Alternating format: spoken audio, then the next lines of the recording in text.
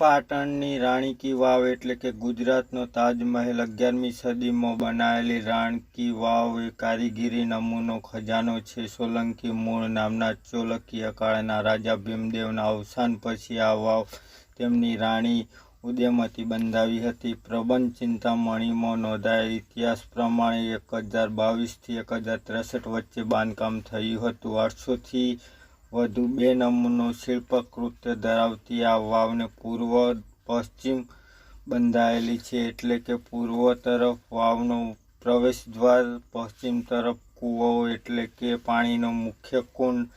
શિલ્પશાસ્ત્રમાં આપેલા વાવના વિવિધ પ્રકારો પ્રમાણે નંદા પ્રકારની છે. તેમની પહોળાઈ 65 ફીટ, લંબાઈ 213 ફીટ, ઊંડાઈ 92 ફીટ જેટલી છે. शाहजहां पोताना बेगम मुमताज। वेलकम टू एक नए वीडियो में आपका स्वागत है। अत्यारे हम આવી चुका છે राणकी वाव पाटण। हमारी चैनल को सब्सक्राइब करो, लाइक करो, शेयर करो।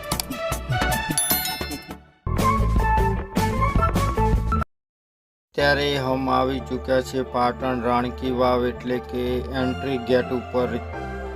एंट्री टिकट है 40 रुपया। अत्यारे कोई भी टाइम फरो 40 रुपया एंट्री टिकट है। एंट्री टिकट हमारे पास आवी गई है, हम एंट्री अंदर करिए छे। चलो हमारी एंट्री अंदर थई गई है। आ छे राणकी वावनो बगीचो। आ बगीचानी अंदर सुंदर नजारो है। अहींया लीली लीली घास अने शांत वातावरण पण आवेलुं छे।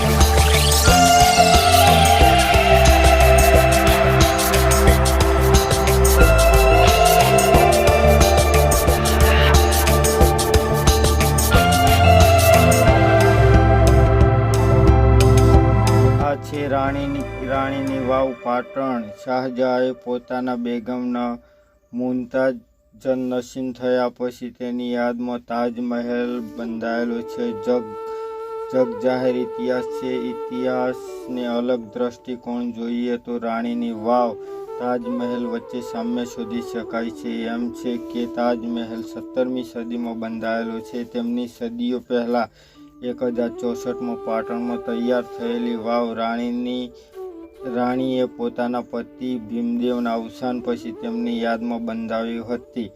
તાજ શહેનશાહે બેગમ માટે